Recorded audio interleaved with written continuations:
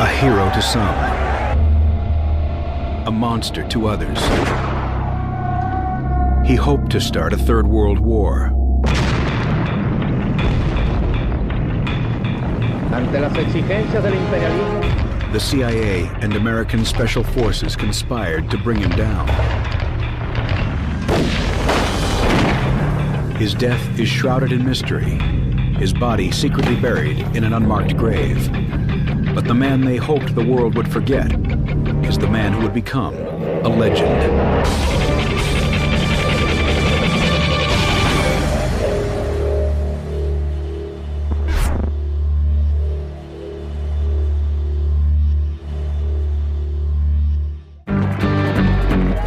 He's a man lionized by youth and revolutionaries around the world, the face on millions of t-shirts.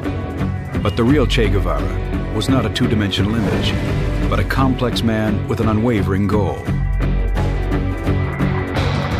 Che described being a guerrilla as the highest form of humankind, someone who was prepared to sacrifice himself for an ideal. In his case, it was for the cause of Marxism-Leninism, the solution to mankind's ills, and the only way to turn around the world order from one dominated by Yankee capitalism. In author John Lee Anderson's best-selling biography, Che Guevara, A Revolutionary Life, he explores the man behind the myth. First and foremost, I wanted to know what had led this well-born son of an affluent, old Argentine family, a son of the middle class, with everything going for him, to leave that comfortable existence and become the most implacable, well-known revolutionary of his day. May 14, 1928. Che Guevara is born December 24, 1953. It is amid this charged atmosphere that Ernesto first arrives in Guatemala. Soon he is introduced to a Peruvian woman named Hilda Gadea. Hilda immediately became besotted with him. She had even went to the point where she pawned some jewelry in order to keep him in his hostels. And eventually they began sleeping together. Hilda introduces Ernesto to followers of a 26-year-old Cuban lawyer named Fidel Castro. He had led an attack on the Moncada military barracks, the second largest military garrison in Cuba, in an audacious attempt to overthrow Cuba's president, General Fulgencio Batista. Many of the people that attacked the barracks, a lot of whom were students, former students, workers, organizers, a lot of them were killed, tortured, killed. The ones that survived, including Fidel Castro and his brother, were sentenced to prison. Castro is serving a 15-year sentence, but Ernesto is deeply impressed with his men. Unlike his Cuban friends, Ernesto is not committed to any cause or ideology, but the ouster of Guatemala's President Arbenz changes his view. The first CIA-sponsored coup in Latin America took place in Guatemala in 1954. And essentially the army got scared and told Arbenz that he had to resign, and he did. Castillo Armas is placed in power on June 27, 1954. He's seen by many as an American puppet. He begins arresting suspected communists and anyone connected to the old regime. Threatened with jail and possibly execution, Ernesto takes refuge at the Argentine embassy.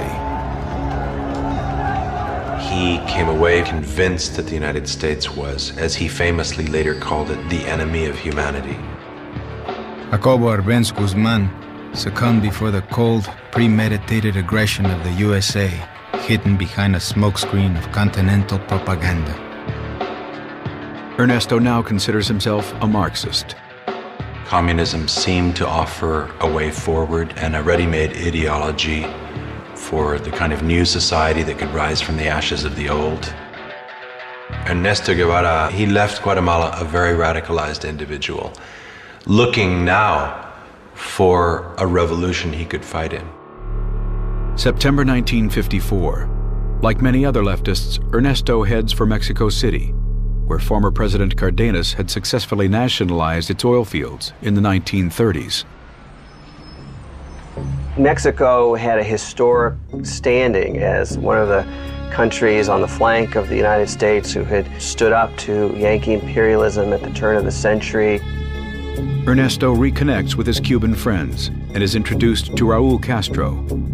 After serving 22 months in prison for his role in the Moncada siege, he has come to Mexico City to try and rebuild his older brother Fidel's organization. Then they liked one another. He was a Marxist, as opposed to Fidel, who was still in prison. Succumbing to international pressure, Batista releases Fidel Castro after having only served a 2-year sentence. He also heads for Mexico City. This was a person who had tried to overthrow a dictatorship by the force of arms, and what a lot of people consider almost like a brazen, crazy attack on the Moncada barracks. Now he was exiled from his homeland, and guess what? He was organizing to try and go back and do the same thing. Where Ernesto is reserved, serious, a communist, Fidel Castro was none of these things. He'd gotten into the rough and ready politics of his day and had positioned himself as a patriot and nationalist. He was not yet a Marxist-Leninist.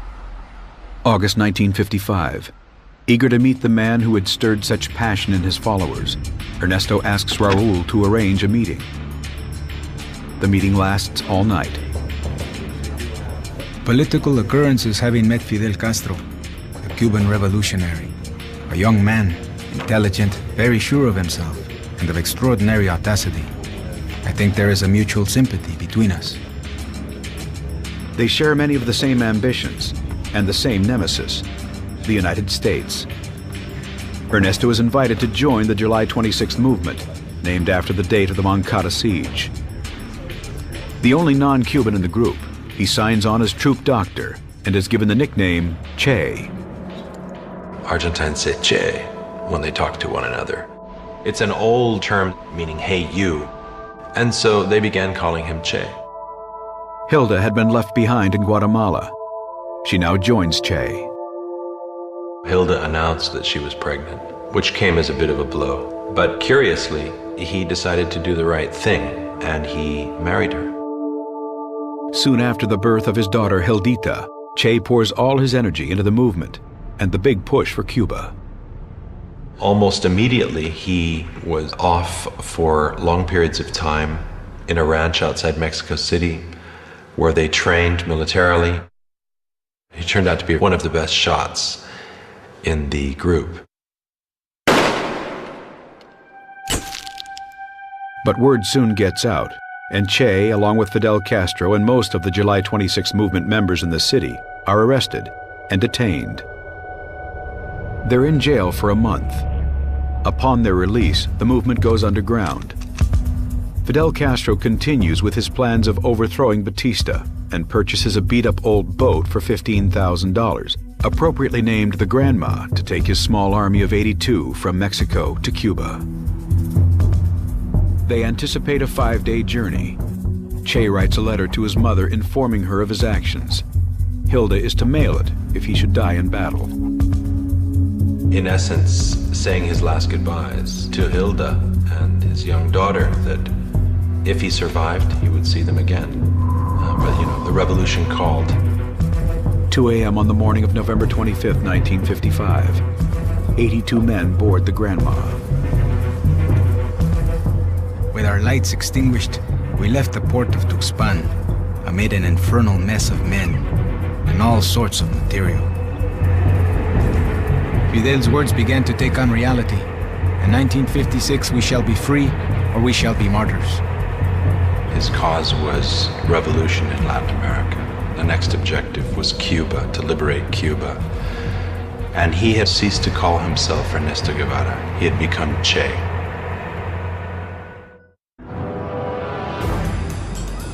"27-year-old Che Guevara has joined Fidel Castro and 80 others on an armed expedition to overthrow Cuban President Fulgencio Batista. On November 25, 1955, the small army boards an old boat named the Granma and heads for Havana. 90 miles off the Florida coast, The island of Cuba is enjoying benefits from its booming tourist industry. Havana was the whorehouse of the Caribbean. It was a place where Americans went on dirty weekends. There were live sex shows, showgirls. It was full of prostitutes, drugs. It was a carnival atmosphere to which a lot of American tourists flocked. And there were some very positive aspects of it, but there was another Cuba, and the other Cuba was a Cuba that was basically run militarily by a dictatorship. Although the Eisenhower administration supports Batista, most Cubans consider him a ruthless dictator. Fulgencio Batista was as much of a thug as ever governed a Latin American country. He was somebody who was considered beholden to U.S. economic interest, to the interests of the U.S. mafia in Cuba. The 7-day passage aboard the Granma has been turbulent. The entire boat took on an aspect both ridiculous and tragic. Men with anguished faces, holding their stomachs, some with their heads in pockets, others lying in the strangest positions, immobile, their clothing soiled with vomit. It was an unmitigated disaster. They lost their bearings, they lost a man overboard, later saved him. When they eventually reached the coast of Cuba, they landed in the wrong place.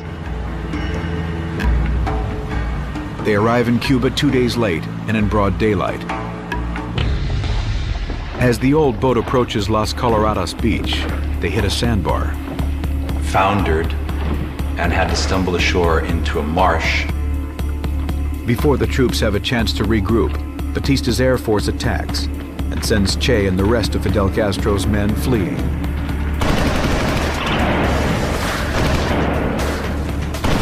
They're able to evade enemy forces for the next 3 days.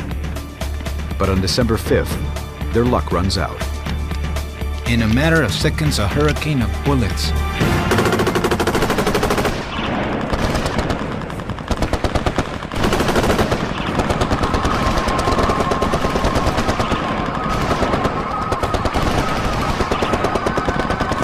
This only added to the Dantesque and grotesque scenes around us. A stout guerrillero trying to hide behind a single stalk of sugarcane. And another, without really knowing why, crying out for silence in the midst of a tremendous uproar. More than 2/3 were massacred immediately. Che was wounded in the neck. He had to make a split-second choice between taking with him his rifle and ammunition or the first aid kit. He left the first aid kit and took the ammunition. When Che finally reunites with Fidel Castro and the others, he's shocked to see how small the group is. Only 17 of the original 82 men on board the Granma, amongst them Che and the Castro brothers, Fidel and Raul, were amongst the survivors. The invasion was such a disaster that news reports initially sent out the news that Fidel and Che had died. Fidel Castro, Che, and the others regroup and move towards the Sierra Maestra mountain range. The Sierra Maestra was the mountain range nearest the coast where they landed and where Fidel planned to base his guerrilla movement. The Sierra Maestra is home to renegades, smugglers, and a hardy peasant population. Neither were I or the other farmers in the area aware that there was a revolutionary movement taking place. It took us by surprise. I knew nothing about politics. 16-year-old Dario Ramirez, nicknamed Benigno, works on his father's farm in the Sierra Maestra. They arrived at my home to ask for food, and we gave them some. But I didn't help them because I sympathize with them. I helped them out of fear of repression. The strangers in the mountains are viewed with suspicion. Who are these bearded, smelly strangers with guns making a noisome intrusion into their lives? Fidel Castro tries to convince the peasants to side with him and his men. He decided to impress upon the peasants that he would bring about an agrarian reform, and he did that by basically stealing a bunch of cows from landowners and liberating them and handing them over to the area's peasants. That was a fairly popular move. Castro decides it's time to make the rebel presence felt and plans for an attack on an army outpost in the area. Che is heading for his first battle. On January 22, 1957, the rebels stage an ambush on an army patrol.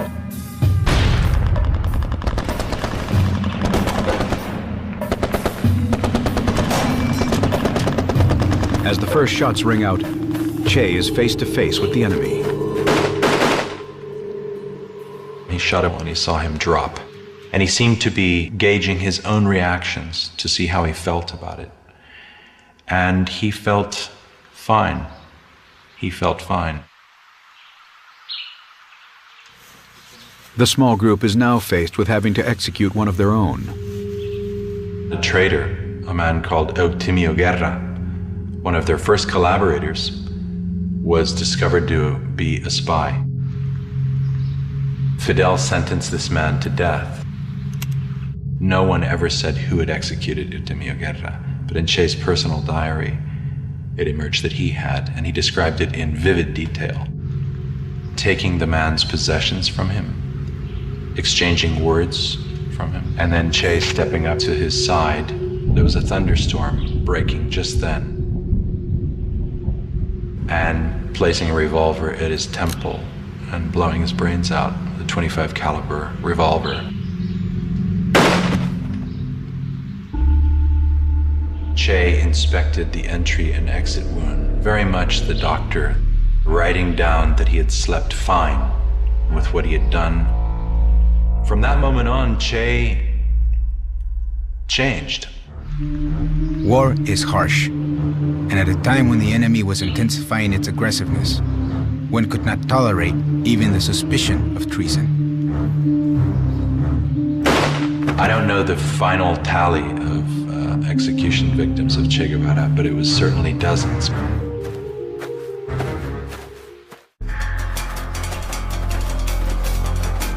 February 17, 1957. Hiding out in the Cuban jungle, a small band of revolutionaries led by Fidel Castro contends with the constant threat of army ambushes and traitors in their midst. But thanks in part to Che Guevara's ruthlessness, the group is slowly gaining in strength and fierce reputation. Fidel Castro's troops and their exploits soon catch the attention of the world press.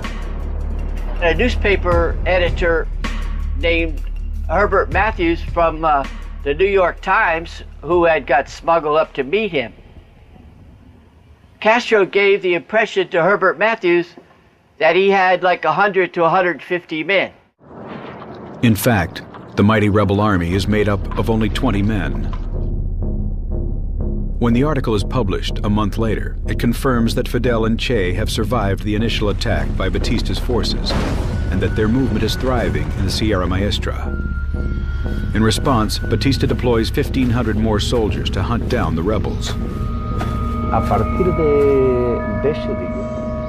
On March 25th, Batista's army arrived at my house.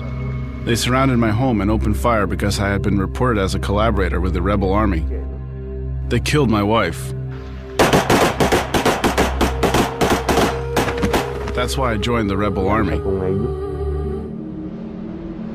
Meanwhile, July 26th urban members sign up reinforcements. One of the new city recruits is Chuck Ryan, a 19-year-old American attending high school at Guantanamo Bay, where his father works as a U.S. Marine Corps medic.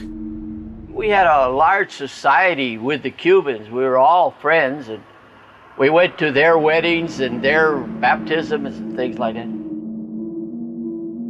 Well, I offered to help them to get gun supplies to fight against the dictatorship. Soon, Chuck and 2 other teenagers from Guantanamo are invited to join the rebels. So we talked about it and settled a few things and left letters for our parents. The American teens, along with 50 other new recruits, are taken into the Sierra Maestra. One of the first people they meet is Che. I think that the real reason they sent Che was those men that we came with, many of them were very ill because it took us 30 hours of walking to get up those hills with those packs. There are other American volunteers. One of them is 18-year-old Don Saldini. Whole rebel army, including Fidel, Che, Raul, and my group, was estimated to consist of 300 men. Life within the rebel camp is not easy. I had no soles on my boots. We ate when we could. Sometimes we didn't have water. We marched for a couple of 100 miles over the mountains. I was plagued with dysentery and what have you. In the jungles of Cuba, the rebels are vulnerable to all types of health problems, which Che treats. We would get large infected mosquito bites on our legs and things. And he would come over and take the scabs off and put sulfa powder on there. Men were pretty scared of being treated by him. They called him Doctor Sacamuelas, tooth puller. He was pretty rough. He was not known for his delicacy. Along with his doctor's duties, Che proves himself repeatedly on the battlefield. It's been said, in more hands-on fashion than Fidel. Che was a true model in front of us. While Fidel looked for a place of refuge to hide himself, Che was bare-chested. He always rushed to the front lines during battles.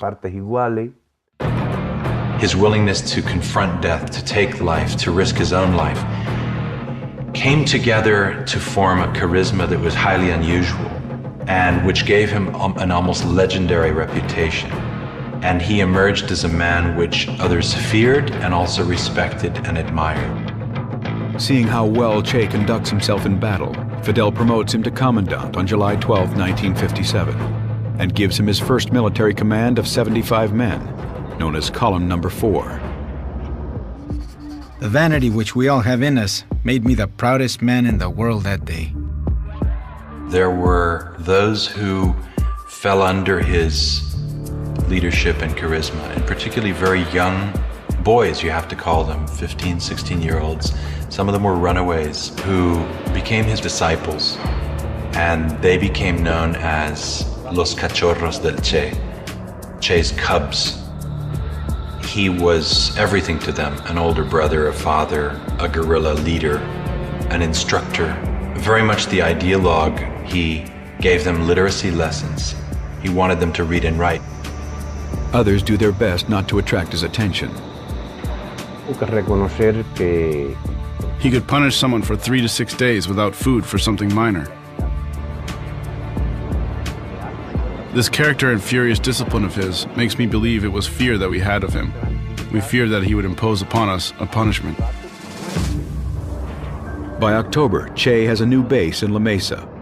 With this freedom, Che starts to organize the area, starting an armory, bakery, butcher shop, and even a newspaper called El Cubano Libre. By February 1958, they are broadcasting messages on their own radio station, Radio Rebelde.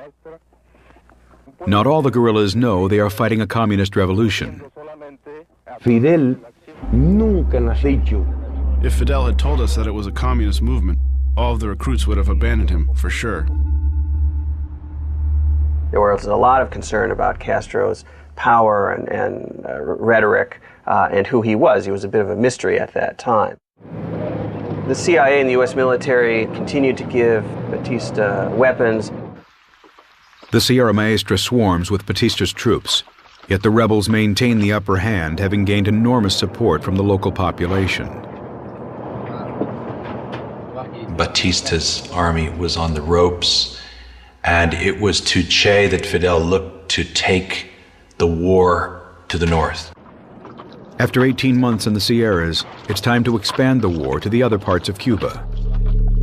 Che Guevara and his column marched 370 miles to Las Villas province, strategically positioned near Santa Clara, Cuba's fourth largest city, just 4 hours from Havana. In late 1958 that he met Aleida March. She was a supporter of the July 26 movement. Aleida had smuggled weapons and messages from the cities to Che's camp.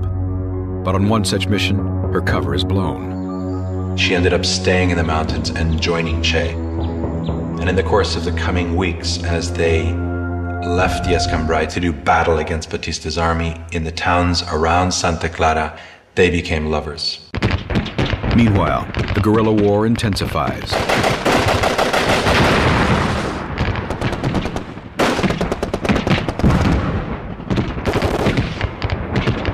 Fidel Castro and his rebel army, now of about 800 men, begin to move through Orient Province, while Che attacks army garrisons using psychological guerrilla tactics to scare away the enemy.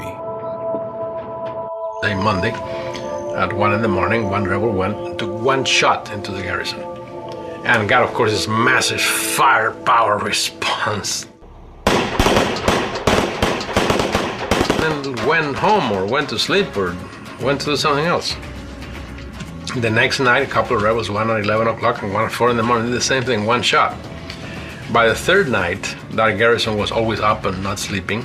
They basically made these people just want to leave. And sure, after about 2 weeks, that garrison just abandoned camp and went into town. You're in a situation where you're thinking you're fighting a superior enemy. That morale-wise, that cannot be very good. I think that definitely affected the Batista army. On December 27, 1958, Fidel Castro orders Che to assault Santa Clara, Batista's last holdout, with 340 fighters against an enemy force 10 times the size. The troops were drilled. They knew what they were doing. They knew they had a good commander. They had Che, who was top of the line. They trusted him. We had been monitoring shortwave, Radio Rebelde, and from Santa Clara, from where Che was. And the news didn't sound good, the rebel transmission, but they're getting clobbered. But the reports are mistaken. They're fighting against an army which is larger, but the people that get conscripted into the army are really very, very poor people. They have no stake in Batista staying in power. Realizing the futility of resistance, they surrendered, and more than 100 guns passed over to the side of freedom. The final blow to Batista's forces come when Che and his men ambush an armored train, bringing reinforcements to Santa Clara.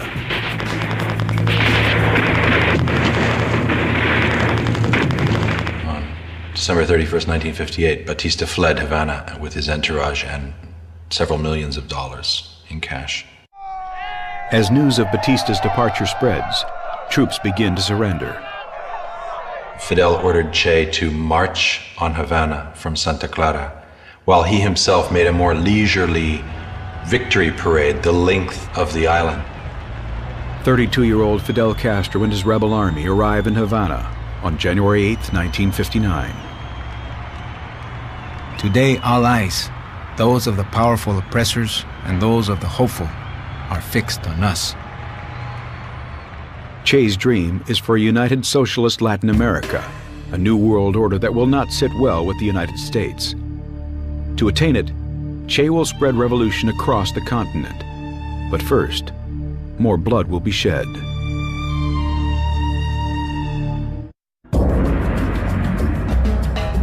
January 2nd, 1959, Havana, Cuba.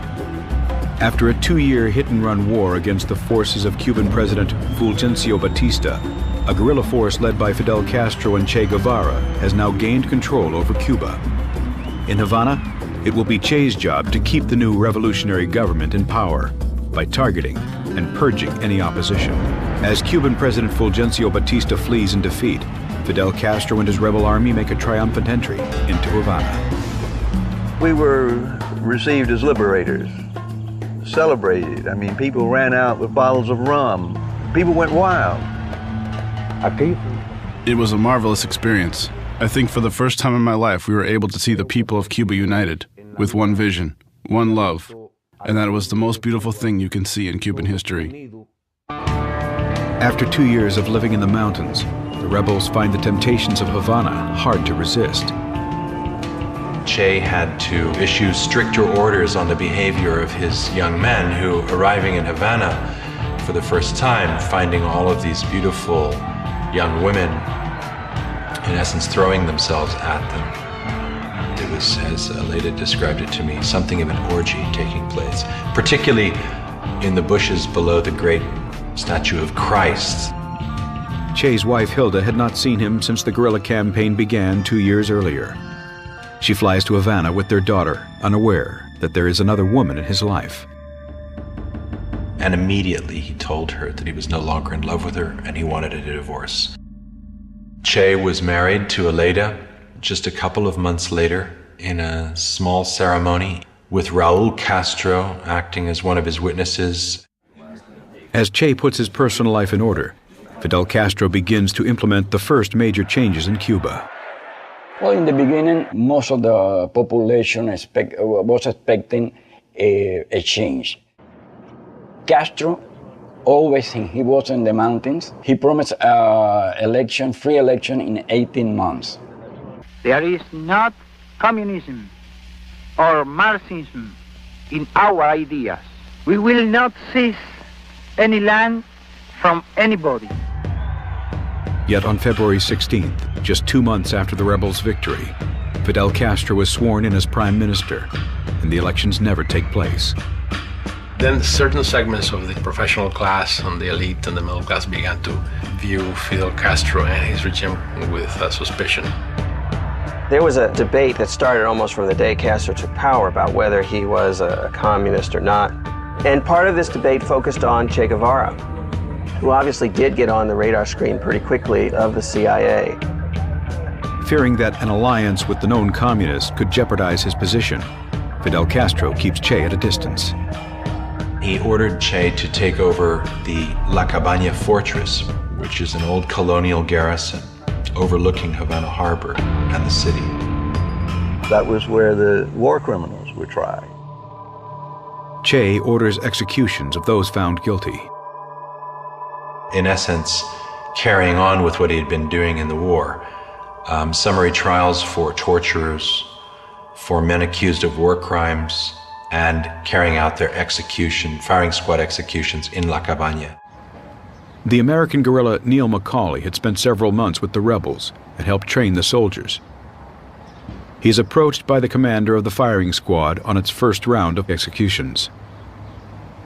I said, look, this is a matter for Cubans. You guys do it. And he said, no, but look, they make a mess of it. We need somebody who's at least going to hit the mark. I was prevailed upon. I didn't mind. I'm glad to shoot these guys. And so I walked out there. I took command of the firing squad. I directed them against him. And this time, killed him. And then the next guy who came up, I took that one too.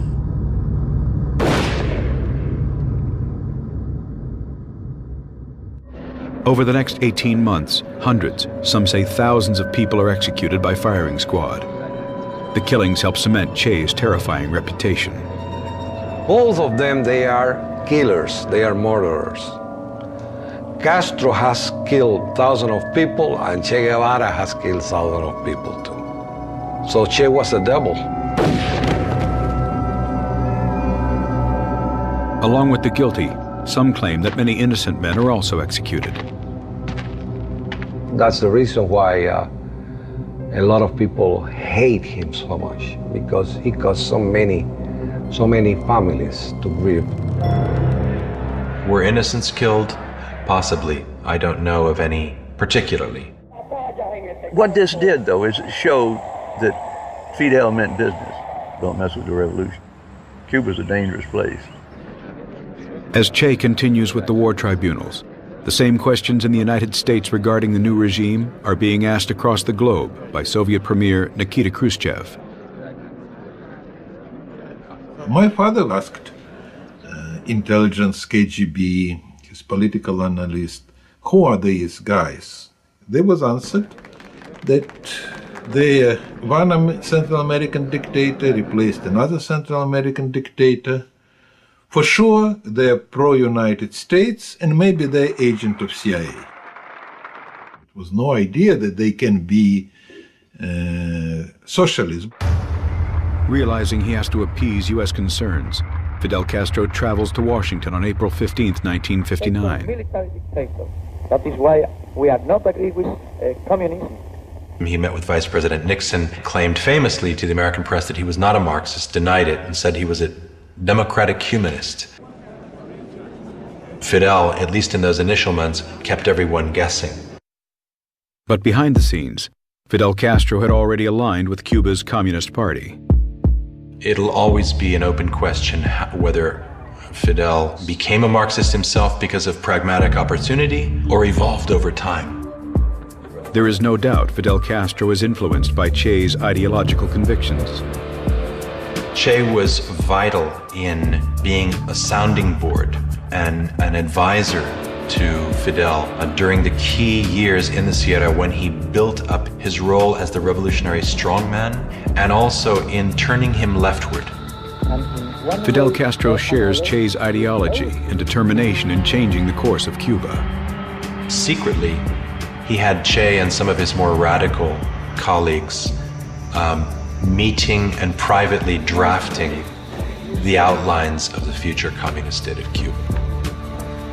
The government begins to prepare for Cuba's agrarian reform law, which calls for the seizure of private property. But before the plan is implemented, Che is sent overseas. So to American spies watching Cuba, and even a lot of Cubans, they thought that, Fidel has marginalized Che. He's gotten that radical out of the way. June 12, 1959. Che leaves Cuba to visit Asia, Africa, and Europe, and makes his first contacts with the Soviet Union. He offers them a deal the U.S. had rejected to buy several million tons of Cuban sugar.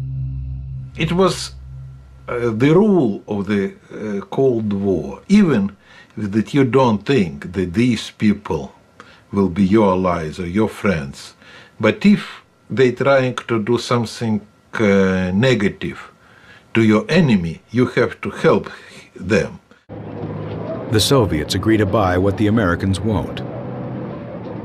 They need weapons, so Soviet Union started to sell their old Soviet tanks and some fighters, airplanes. The Soviets also supply them with oil, which U.S.-owned refineries in Cuba refused to process. Che had a public face and a clandestine existence, which was understood and encouraged by Fidel. And rewarded by him. Che is given an important new role in the Cuban government as head of the Industrialization Department and is appointed president of Cuba's National Bank. He showed his disdain for the mercantile world and money by merely signing the Cuban bank bills. Che. To me, it was an insult to the Cuban people when he signed the first currency, and he signed Che Guevara. That was an insult. The capitalist structure of Cuba is coming to an end. Castro, he decreased the standard of living, so instead of making richer everybody, he made poor everybody. Fidel Castro signs an agrarian reform bill, and on May 7, 1959, the first seizures of large agricultural land holdings are made. The people, they start to see the reality, what's coming on. And pretty soon, the Cubans, they start the exodus to Miami. As thousands flee Cuba, Che takes on an even more radical plan.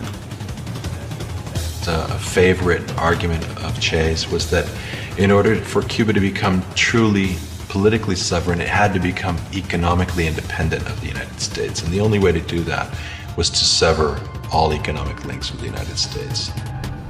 The United States has billions of dollars invested in Cuba. Everything was owned by the United States. The electricity company, the ports, the mines, the twice-daily airline shuttle to Miami, the television stations. With America's refusal to refine Cuba's oil, Fidel Castro responds by nationalizing all foreign oil companies. In retaliation, the U.S. breaks all diplomatic relations. Less than 10 months later, all U.S.-owned companies are seized. Washington fights back and announces a trade embargo on all exports to Cuba. As tensions rise with the U.S., in Cuba, any opposition to the regime is viewed as counter-revolutionary and a crime. Even the practice of religion is frowned upon. Several dozen Catholic priests are expelled from the island. over a Bible, they promised to fight until we had Cuba free or until death. And mainly the founders of that organization, my organization, they die in front of the firing squad. The killings were terrible, everywhere. I didn't want to live under a regime like that, and my wife didn't want to. As thousands flee Cuba, the stage for confrontation with the United States is set. Fidel Castro's revolutionary government can no longer be tolerated. Frankly, he's uncontrollable. And that was the key. We cannot control him. You see the clear CIA memoranda saying Fidel Castro has to be eliminated and the Cuban Revolution has to be rolled back, and we need to go forward with a plan to overthrow the Castro government. As Che Guevara's vision for a socialist Cuba becomes a reality, President Eisenhower meets behind closed doors. The time for action has come. A secret war is about to begin.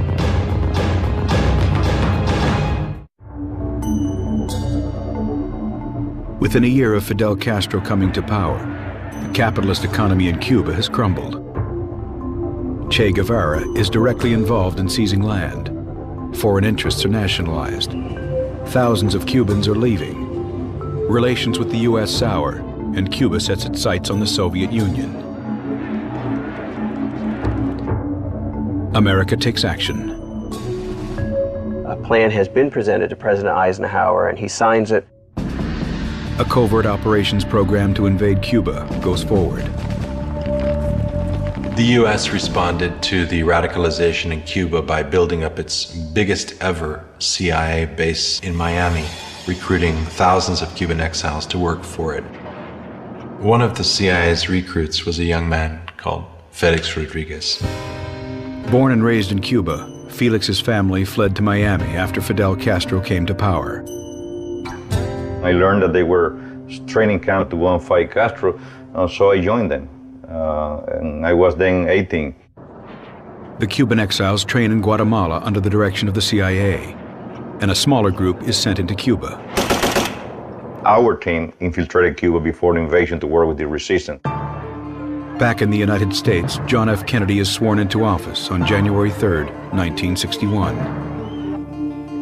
At the very first meeting, the CIA director for the Western Hemisphere said, unless you eliminate Fidel Castro, Raul Castro, and Che Guevara as part of this plan, you are never going to win.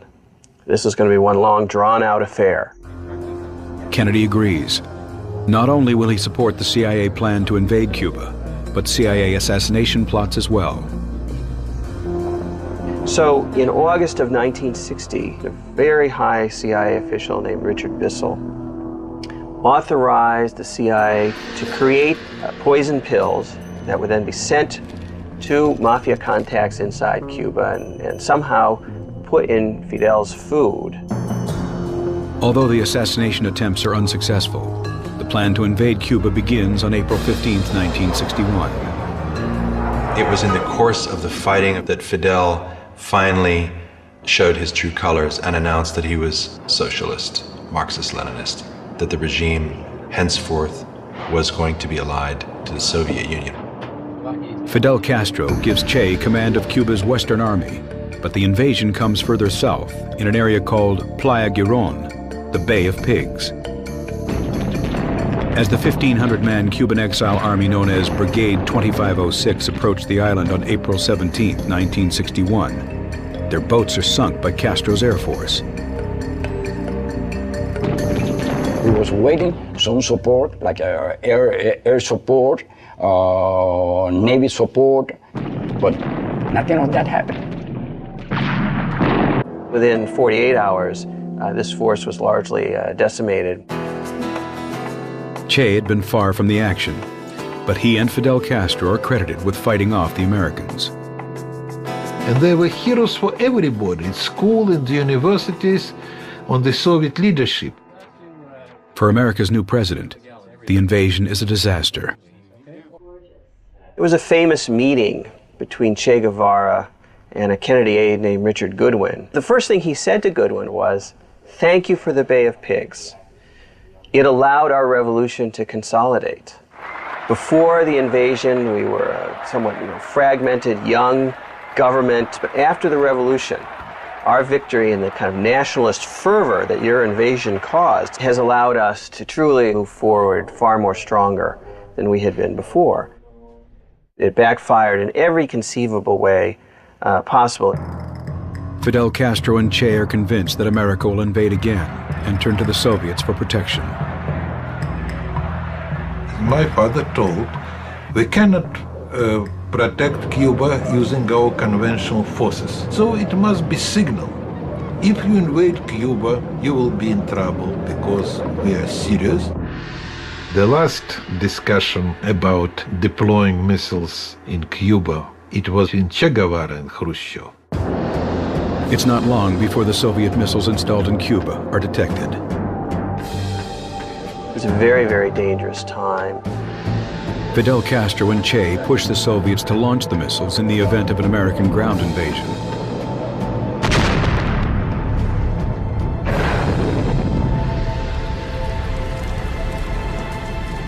Castro was so aggressive that Khrushchev totally cut him out of the loop on these negotiations. Without consulting Castro or Che, Khrushchev makes a deal with Kennedy. American would never invade Cuba. We will take our missiles out. To Fidel Castro and Che, it is an act of absolute betrayal.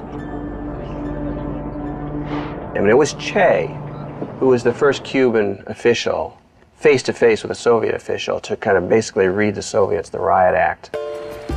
Disillusioned with the Soviets, Che realizes he has to establish other strong left-wing partnerships. He finds what he's looking for in China. You have the extreme revolutionaries, Maoist, and Che Guevara, he belonged to this extreme.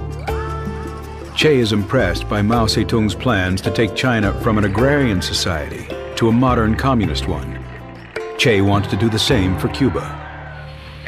He has an ideal vision of the new socialist man, one who contributes for the greater good, not personal profit.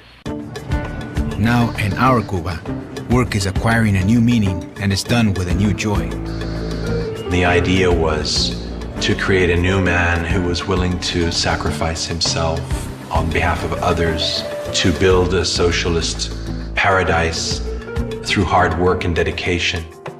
He very often even slept in his office.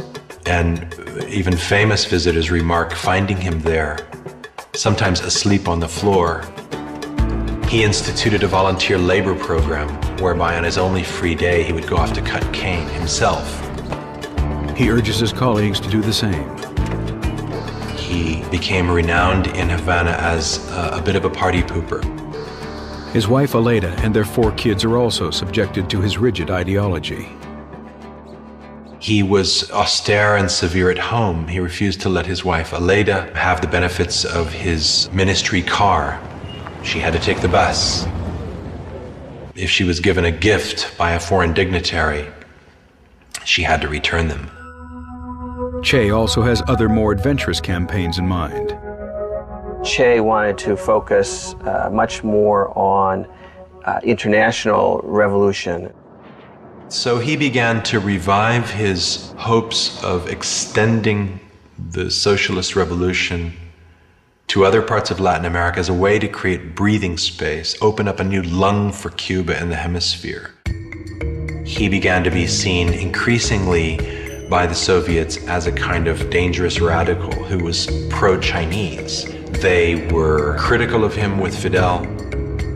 Che realizes the situation in Cuba is getting complicated and starts making plans to leave.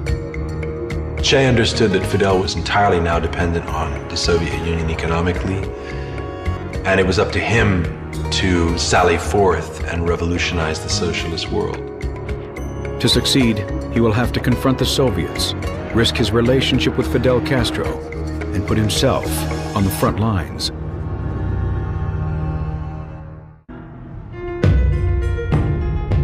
By 1963, Cuba's economy has hit an all-time low. Che Guevara's plans to propel the country forward have failed. His solution is to end Cuba's reliance on the Soviets and spread the revolution around the world. Che became increasingly disenchanted with the way things were shaping up to be in Cuba as a Soviet satellite. August 1964. The Lyndon Johnson administration's attention is diverted from Cuba to Vietnam and the increasing turmoil in Africa.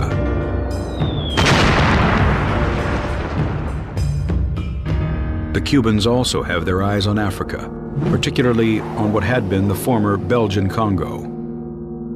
The Congo lay at the heart of Africa. It could be a kind of motor or heart for socialist revolution which could radiate outward and liberate the hemisphere. President Kasavubu's government, backed by the CIA, fights a rebel group called the Congolese National Liberation Movement. The CIA creates an army of about, on average, 1,000 mercenaries, half from South Africa and Rhodesia, the other half from Europe. And the Cubans felt that they should go and support the forces who were fighting the United States-backed groups. The impression Che Guevara got was of a revolt that was still very strong and with very committed leaders. With the Congo in mind as a place ripe for revolution, Che heads to New York and the country he has for so long despised. He came to the United States in December of 1964 and addressed the United Nations. Total de los artefactos termonucleares y apoyamos la celebración de una conferencia de todos los países del mundo para llevar a cabo estas aspiraciones de los pueblos. Wearing the green fatigues of the revolution, he criticizes the U.S. involvement in Vietnam and the conflict in the Congo. Next, an appearance on Face the Nation. Che continues to the North African city of Algiers, where he makes a speech openly criticizing the Soviet Union. Che, in essence, broke his sword with the Soviets. When he returns to Havana, Che and Fidel Castro have a closed-door meeting. Having blasted the Soviets, who were, after all, the hand that fed Cuba, having bitten them in the hand, Fidel had to say, Che, I think it's time you go. And I think Che said, I think it's time too. Che hopes he can win back favor by leading a successful campaign in the Congo. The mission is to help support and train rebels in guerrilla warfare. Che had Fidel's blessing, and he essentially disappeared from the domestic political map of Cuba. Che and his men arrive on the Congolese shore of Lake Tanganyika on April 24th, 1965. First of all, in the Congo, nothing was prepared. There was no chief. There were no men ready to fight. In the case of the Congolese rebel leader, Laurent Kabila, he actually visited the front himself only once. Kabila arrived in a speedboat with a couple of prostitutes and several bottles of whiskey. Che's own Cubans almost mutinied on him once they saw the kind of men they were fighting alongside. The few men that were there, when we gave them the weapons, they didn't know what they were receiving. They had no knowledge of weapons or ideology. They didn't know anything. Che hopes he can get the rebels into shape and stages a few successful raids, but loses 6 of his own men in the process. Che had not been seen in almost a year. CIA believed that he had died or might have even been killed when he left Cuba. October 3rd, 1965. Responding to speculation that he had ordered Che's death, Fidel Castro reads a letter Che has written to him. I feel that I have fulfilled the part of my duty that tied me to the Cuban Revolution and its territory. And I say goodbye to you, to the comrades, to your people, who are now mine. I formally resign my positions in the leadership of the party, my post as minister, my rank of commander, and my Cuban citizenship. Nothing legal binds me to Cuba. But towering above the streets and alleyways is a far more modern structure. This is the Havana Libre Hotel. When Fidel Castro swept to power in 1959, he made this hotel the temporary seat of the new Cuban government. But not everyone supported Castro and his revolutionaries. And it was here that a sinister mission to eliminate the Cuban leader played out. What daring plot to kill off the most powerful man in Cuba unfolded within these very walls? 1959, Havana. Revolutionary leader Fidel Castro has led a successful military campaign to take control of Cuba. Fidel Castro is this larger-than-life figure. He's the leader of the revolution. He's moved an entire country. But Castro's communist ideas and links to Soviet Russia strike fear into the heart of Cuba's biggest neighbor, the United States. And as the socialist leanings sped up, the U.S. saw a greater sense of urgency in not only discrediting him, but assassinating him. They had already tried to give him an exploding cigar that could potentially kill him. There was a plot to put Valium salt in his shoes, which would effectively make his beard fall out. But none of these schemes have worked. So they come up with a new plan to take down the communist leader. The CIA focuses on the one person who can penetrate his inner circle: Castro's jilted ex-lover, German-American Marita Lorenz, who has returned to the U.S. She's scorned, she's hurt. The CIA realizes that she's vulnerable.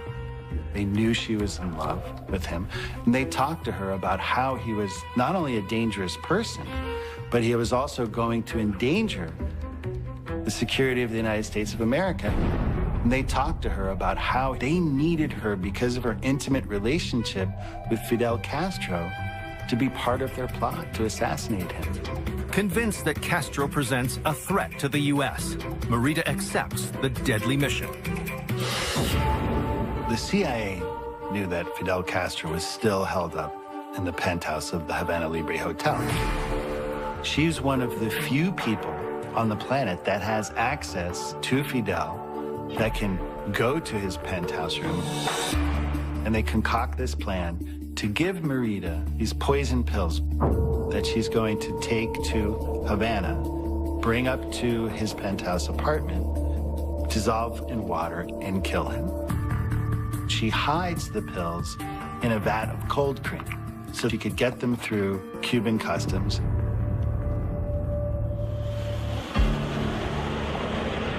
In January 1960, Marita arrives at the Havana Libre Hotel and charms her way past the guards to Fidel's penthouse. But the CIA has misjudged the would-be assassin.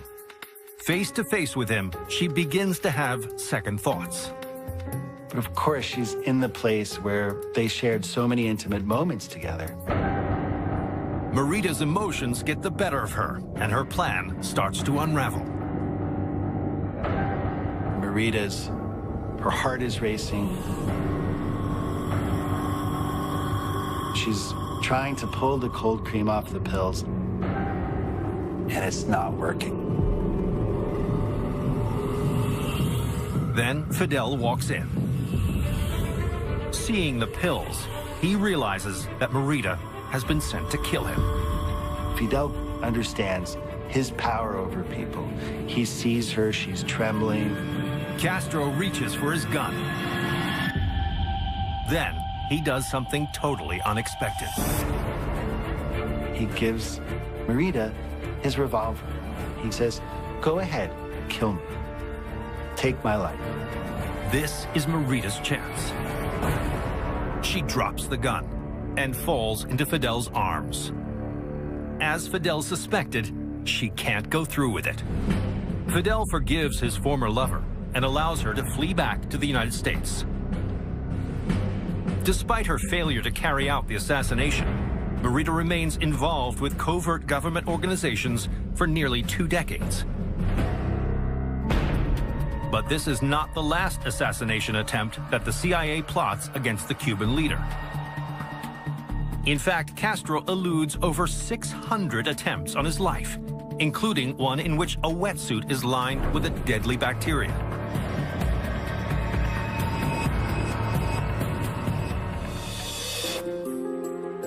These efforts only work to embolden the dictator. He rules Cuba for nearly half a century before stepping down and handing the reins to his brother Raul in 2008. And today, the Havana Libre Hotel still stands as a monument to a time when a poisonous love affair almost changed history. Just 10 miles east of Havana is the beautiful village of San Francisco de Paula. Nestled among the quiet coves and rocky bays that line the coast is an idyllic 15-acre property, Finca La Vigía. Built in 1886, this striking property was the home and inspiration to one of the most enigmatic authors of the 20th century, Ernest Hemingway. For nearly 2 decades, the writer lived and worked here. Today, his beloved boat, his tower office, and even his original typewriter are preserved just as the famed author left them. But behind this writer's paradise is a darker tale of espionage, treachery, and paranoia. 1961, Ketchum, Idaho. Just a year after leaving Cuba, the iconic American author Ernest Hemingway is found dead in his home. The cause of his demise? A shotgun wound to his head. The tragic event leaves the American public reeling. Once the news breaks about Hemingway's death, people are devastated. They can't believe that this man, larger than life itself, has now died. It appears that Hemingway took his own life. But one question remains: why? In search of answers, Hemingway's friends and family looked to a series of bizarre events that took place in Ketchum in the months leading up to the writer's death. Before he died, Hemingway had told them he believed that in the previous year, he was being followed. He looks at his mail, he believes it's been tampered with. He picks up his phone, he believes that there are people listening to his conversations. He becomes somewhat paranoid. According to his friends and family, Hemingway's behavior had also become increasingly strange. He starts driving at night with his lights turned off. He asks to use other people's phones as not to have his phone conversations taped. His relatives had taken the desperate step of sending Hemingway to a mental institution for treatment.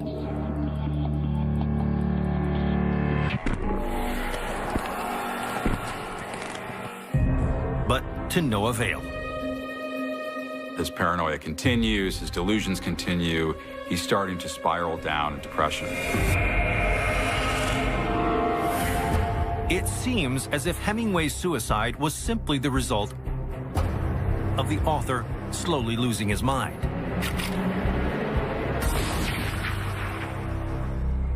But not everyone buys this theory.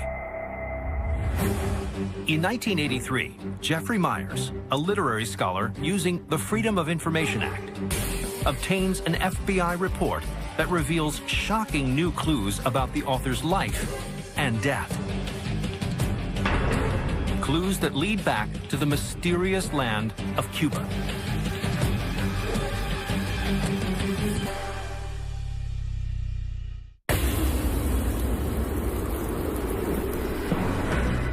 Investigating the life and mysterious death of Ernest Hemingway, a scholar named Jeffrey Myers uncovers a clue that could change everything we know about the iconic author. And it leads back to Hemingway's time on the island of Cuba. So what Myers discovers in this FBI report is really quite amazing. As it turns out, J. Edgar Hoover, the head of the FBI, had ordered that Hemingway be tracked. He was really concerned about his subversive politics, about his points of view, about his time in Cuba. In 1939, Hemingway had moved from the U.S. to Cuba and taken up residence in this stunning home. He really feels at home in Cuba. He found that his political views were welcomed in Cuba and really accepted there. It's here that Hemingway pens some of his best works, such as The Old Man and the Sea and For Whom the Bell Tolls. But his time in Cuba also saw the famed writer embark on a very different career, as a Russian spy. Hemingway's subversive politics were known to the Russians, and so he was shortly approached by the KGB. Hemingway was asked to collect valuable information on the U.S. government for the Russian Secret Service. They even give him a code name, Agent Argo. But when the FBI finds out about Hemingway's communist connections, they begin a surveillance operation, following him around, reading his mail, and even tapping his phone. As Hemingway's career flourished, so too did his file at the FBI. During this time, J. Edgar Hoover put together page after page of detail on Ernest Hemingway's every move. But according to the FBI reports, Hemingway ended up being a poor resource for the KGB. As it turns out, Hemingway was a very failed spy. And in 1960, when Hemingway fled Cuba to return to the United States, the FBI continued to monitor him, right up to the author's final days. With this piece of information in hand, the mystery of Hemingway's death is solved. It seems that far from being paranoid, Hemingway was right. He was being watched by the FBI, and that is likely what contributed to his suicide. That ultimately pushes him over the edge. And today, visitors to Hemingway's house, Finca La Vigía, are reminded of a renowned American who also served as a KGB spy.